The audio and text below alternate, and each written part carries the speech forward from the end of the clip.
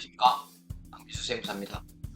오늘은 세 번째 시간인데 증빙 자료를 제출하는 절차와 Q&A, 그리고 자료 제출 방법, 그리고 자료를 제출할 때 어디서 발급받아야 되는지 이 내용에 대해서 좀 설명을 드리도록 하겠습니다.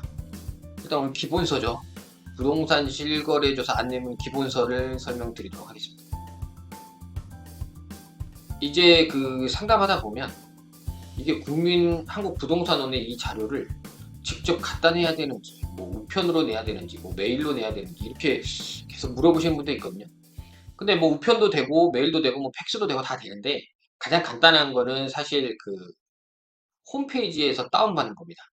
그리고 여기에 이제 접속을 해보시면 그 문서로 받은 파일들이 있거든요. 그럼 다운로드해서 거기에서 작업을 하면 됩니다.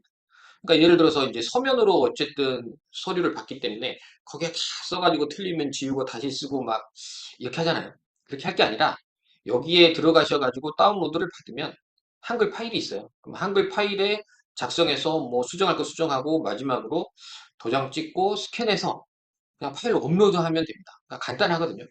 그 절차에 대해서 좀 설명드리면 요거는 이제 책자에 있으실 거예요. 받으시면 여기로 들어가셔서 여기 시장 관리 관련 여기 실거래조사 소명자료 제출 클릭하시고 접수하고 확인이 나오거든요. 여기 이제 들어가 보시면 두 개의 카테고리가 나와서 하나는 접수, 하나는 접수 확인인데 접수를 누르면 이제 그 파일을 다운로드 받으실 수 있고 확인으로 들어가면 내가 접수한 게 잘 접수됐는지 몇 번 냈는지 요거에 대해서 확인할 수 있습니다. 근데 이제 여기 접수할 때 그냥 무조건 다 되는 게 아니라 본인이 받은 서류에 한 두 장짜리 서류에 통지 번호가 있고요. 자기 생년월일을 넣으면 그 본인이 제출 대상인지 아닌지가 확인이 되고 확인되면 파일을 받을 수 있게 이렇게 안내되고 있습니다. 이 번호는 뭐 어디서 나오냐 그런 걸 고민하실 게 아니라 그 안내문을 받으면 다 써 있습니다. 그래서 그거는 보시면 되고 이런 식으로 파일을 받아서 다운로드 받는 거죠. 요거를 다운로드 받는 거고 제출할 때는 여기에 파일 선택해서 제출하면 그냥 자동으로 업로드 돼서 끝납니다. 이게 질문인데 이게 이제 부동산원에 가장 많은 질문이 오는 거기 때문에 Q&A로 얘들이 여기에 달아놨거든요. 하나씩 좀 설명을 드릴게요. 공동 매수인일 때 공동으로 준비해야 되느냐? 당연히 원칙은 각각입니다. 근데 다만 여기서 보면 이제 한 명을 중심으로 돼가지고 소명서 분리하기 곤란하다는 건 예를 들어 이거 있어요. 공동 명의로 했는데 계약금도 남편이 내고 잔금도 남편이 냈다. 근데 이게 결국에 와이프 돈을 남편으로 보내가지고 남편이 내고 이런 경우들이 많잖아요. 그런 경우. 그런 경우에 따로따로 하면 와이프 이름에서는 매도인한테 돈을 보낸 게 없잖아요. 그렇기 때문에 그냥 한 명 기준으로 부부가 같이 작성을 하고 단 서명하고 날이 나는 란이 마지막에 있는데 거기에는 둘 다 도장 찍어라. 근데 이제 저 같은 경우에는 이게 그 자금 조달 소명이 오면 각각 고유 번호가 있어요. 공동 매수인인 경우, 공동 매도인 경우에도 아까 여기서 보여드린 것처럼 이 숫자가 1-1이잖아요. 요 뒤에 자리가. 그러면 이거는 매도인이거든요. 매도인 1-1번, 1-2번 이렇게 공동 명의 두 개가 나오고 매수인인 경우에는 이게 2-1, 2-2로 구분이 됩니다. 그래서 접수할 때 그냥 어차피 이 번호가 다르기 때문에 각각 작성을 똑같이 하고 그냥 그러니까 부부가 공동으로 작성은 두 개를 해서 도장도 둘 다 찍고 각자 자기 번호에서 제출을 해주면 누락되는 경우가 없으니까 그렇게 두 개를 제출을 합니다. 그래서 결론은 각각 하는 게 원칙이고 다만 같이 할 수 있는데 도장은 같이 찍으라 이거잖아요. 그러니까 결국에는 가장 좋은 방법은 도장을 같이 찍고 같이 작성하고 자료도 각각 제출하시면 그게 좋을 것 같다. 이렇게 보시면 될 것 같습니다. 그리고 여기 보면 현재 해외 처리 중인데 기한 내 어렵다. 그럼 이제 말씀드렸죠. 전화해가지고 제출 기한을 협의해라. 그러면 이제 연장을 해준다는 거죠. 요거는 뭐 어렵지 않게 웬만하면 연장해줍니다. 이게 뭐 편의를 위해서 하는 거기 때문에 기간에 명확하게 뭐 이 기간 내에 무조건 해라 그런 게 아니라 그리고 또 하나 소명 요청을 받은 실거래와 함께 진행한 실거래가 있는데 꼭 분리 소명해야 되나요? 이게 무슨 말이죠? 어, 단체에서 그러니까 이제 소명 요청을 하나 받았는데 두 건을 거래한 거죠. 그러니까 소명 요청을 받은 실거래가 하나 있고 또 하나 실거래가 있는데 이걸 하나로 소명해야 되냐, 각자 나눠서 해야 되냐, 이거에 대해서 답변은 전체 내용에 대해서 사실대로 소명해라. 이건 뭐 그냥 보면 확인이 되니까 건별로 이 건은 이거고 이 건은 이거다. 구분해서 소명을 해달라는 내용 같습니다. 그리고 분양권 거래의 경우 신고 금액과 실제 거래 금액 어떻게 작성하냐? 이제 분양권 같은 경우에는 전체 분양가, 옵션, 그리고 프리미엄이 있죠. 그러니까 결국에 신고 금액은 요거 다 쓰는 겁니다. 분양가, 옵션, 프리미엄. 옵션은 뭐 발코니 확장 이런 거. 그러니까 계획서에 써 있는 총 금액은 기재하고 소명하라는 겁니다. 자, 그리고 다음번 매수인 자금 조달 관련 소명 작성 시 어느 날짜 기준으로 하냐? 이게 이제 문제가 된 경우가 있거든요. 그래서 자금 조달 시점 명확하지 않은 예금 부여액은 계약금 지급 하루 전후로 작성해주고 매수 자금으로 향해 조달된 날짜 기준.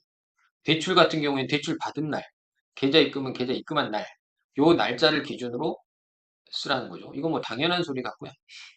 차용증 관련해서 이자 납입 내용 모두 제출해야 되냐? 네, 네죠. 여기서 보면 이제 차용증을 내잖아요. 차용증만 내고 끝낼 게 아니라 차용증에 보면 이제 이따가 서식은 보시겠지만 원금 얼마, 뭐 이자 상환, 날짜 이런 게 있거든요. 그러면 거기에 맞게 내가 이걸 진행했다는 걸 같이 제출해 주셔야지 아, 이 차용증이 맞고 이대로 진행을 했구나. 이렇게 넘어가기 쉽다는 거죠. 그래서 이거는 같이 제출해야 된다. 물론 뭐 강제는 아니지만 최대한 제출하라고 하는 거죠. 근데 이렇게 그냥 차용증만 제출하면 상환 내역 달라고 또 연락이 옵니다. 그러니까 굳이 연락받을 일은 안 하시는 게 좋고. 그 다음 매수인 실거래 시 자금질로 예상하는 계좌와 자금 조달된 계좌가 다르다. 두 계좌 모두 해야 되냐? 네, 맞습니다. 그러니까 이게 이제 계속 말씀드린 거지만 계약부터 잔금 전후 2주까지 입출금 내역을 제출을 해야 돼요. 그렇기 때문에 이 사용한 계좌와 조달된 계좌를 일치시켜 주는 게 가장 좋습니다. 그러니까 예를 들어서 증여를 받았다. 그러면 증여를 받을 때, 아, 이건 부동산 거래에 사용할 통장이다. 지정을 본인이 내부적으로 하시고, 증여를 받을 때도 이 통장으로 받으면 되잖아요. 차입도 이 통장으로 차입하시면 되고, 그렇게 되면 이 통장 내에서 제출을 하면 모든 내역이 들어있기 때문에 그렇게 진행하시는 게 맞고, 만약에 그게 아니면 두 통장 모두 내라는 겁니다. 굳이 근데 이 일을 만드는 건 좋지는 않겠죠. 그리고 자금 조달 관련 소명서의 합계 금액이 실거래 금액과 같아야 하나? 그렇지 않습니다라고 합니다. 이거는 왜 그렇지 않습니까? 그러면 실제 어쨌든 실거래 총 금액과 조달된 자금이 소비자금이 추가 자료 요청될 수 있습니다. 이건 사실 답이 지금 잘못된 거죠. 실거래 금액과 똑같아야 되는 건데 소명서가 근데 그렇지 않습니다 해놓고 결국에는 추가 자료 요청해서 실거래 금액과 똑같이 소명은 받겠다는 거죠. 그러니까 이거는 같아야 된다고 생각하시는 게 맞을 것 같습니다. 그리고 이 부분 계약금과 최초 계약금 지급일이 다르면 어떤 일자를 기준으로 이주 계산하냐? 빠른 일자입니다. 계약금 빠른 일자. 그러니까 계약하고 계약금을 그 다음에 내줬다면 이 계약금 준 날로부터 하는 게 아니라 계약일로부터 전 2주. 만약에 가계약금을 먼저 줬다. 그럼 가계약금 먼저 준 날로부터 2주. 이렇게 계산하시면 됩니다. 어쨌든 보수적으로 보시면 될 것 같아요. 그리고 단독 명의로 계약했는데 배우자의 자금을 사용했다. 어느 항목의 기편입니다. 여기는 뭐 당연하죠. 배우자 돈을 사용했으면 이 배우자한테 차용을 받은 거냐, 증여를 받은 거냐, 빌린 돈을 돌려받은 거냐 명확히 하고 반드시 신고를 하라는 거죠. 그러니까 이제 보시면 배우자끼리는 6억까지 증여세 신고가 없기 때문에 그냥 내면 된다 이러신 분도 있는데 그게 아니라 세금은 없더라도 증여받은 내역에 대해서 국세청에 신고를 하고 접수증과 신고 내역을 첨부해서 제출하시는 게 원칙입니다. 이걸 안 내시면 전화가 옵니다. 문자가 오든 제출하라고 이 부분 명심하시면 좋을 것 같고 자 이제 여기에서 오늘 좀 시간이 많이 걸리는데 자료 발급 방법에 대해서도 이렇게 써놨어요. 일단 소득증빙, 소득금액 증명원이나 어촌증빙 영수증 이건 당연히 국세청 홈택스에 가면 발급받으실 수 있는 내용이고요. 그리고 금융기관 예금액으로 내가 입증했다. 그럼 예금 잔액 증명서, 인터넷 뱅킹이나 직접 가서 받아라. 그리고 기간을 설정하라는 거죠. 아까 말한 것처럼 2주 전, 2주 후까지 해서 내라는 거고. 기타 금융상품 매각대금이다. 그러면 주식 거래 내역서를 인터넷 뱅킹에서 아니면 고객센터 가서 받아가지고 내라는 거죠. 그리고 증여나 상속이다. 방금 말씀드린 것처럼 증여상속세 계산서, 신고 접수증, 납부영수증 등 입증할 수 있는 서류를 내는 거고 이거는 홈택스에서도 발급이 가능합니다. 뭐 서면 신고는 가서 하는 건데 이제 상속세 관련서는 가서 발급받아야죠. 내가 만약에 상속받은 자금으로 썼다. 그러면 이 상속 관련 서류 그리고 증여 홈택스에서 신고 내역을 발급해라. 이게 없으면 결국에 요청을 하겠다는 거죠. 그 대출액, 이건 뭐 금융거래 확인서 받으시면 되고요. 은행이나 영업점 가서 받으시면 돼요. 오늘 이제 설명드린 내용은 절차에 관련된 부분인데 잠시만 마지막 하나 더 있는데 차입금이죠. 빌렸을 때 이 차용증 예시라고 해가지고 소명원에서 차용증 샘플 서식을 이렇게 기입해 놨습니다. 이걸 그냥 받아서 쓰시면 될 것 같고요. 뭐 다른 걸 써도 상관없는데 사실 뭐 연대보증인 이런 건 거의 없기 때문에 이거 의미 없고 채권자, 채무자 이 내용 들어가면 좋고요. 그리고 핵심은 이거죠. 원금 얼마, 이자 얼마, 원금 언제까지 갚겠다. 만약에 이자를 몇 번 연차하면 이렇게 하겠다. 이래가지고 도장 찍고 차용증 쓰라는 거고 이 차용증을 작성했을 때면 이대로 진행되는 금융 내역까지 같이 해서 제출해 주시는 게 좋습니다. 이것만 내면 뭐 그 다음에 언제든지 이건 작성이 가능하기 때문에 이 다음에 이자를 줬는지 안 줬는지 뭐 이거 또 물어볼 거잖아요. 만약에 이자를 안 줬다. 가끔 이제 원금만 갚으시는 분들도 있거든요. 2억 이하 뭐 해가지고 이자를 발생 안 해도 돼서 그냥 원금 상환 조건으로 했다. 그렇게 하시는 분도 있는데 웬만하면 원금도 일부씩 갚는 걸로 해서 금융 기록을 만들고 같이 제출해 주시는 게 좋다. 이 내용 말씀드리고 또 하나는 계속 저희가 말씀드리지만 차용증을 쓰면 웬만하면 내용 증명은 같이 보내서 이 날짜에 이게 작성됐다는 걸 입증해 주시는 게 좋습니다. 네. 오늘 내용 여기까지고요. 일단 오늘 절차에 관련된 설명을 드렸는데 이제 어떻게 서식을 다운받아서 어떻게 제출하는지에 대한 것도 중요하니까 그 부분 그리고 막 문서로 해가지고 힘들게 하고 우편 팩스 뭐 이런 게 할 게 아니라 그냥 파일로 작성해서 도장 찍고 업로드하면 된다.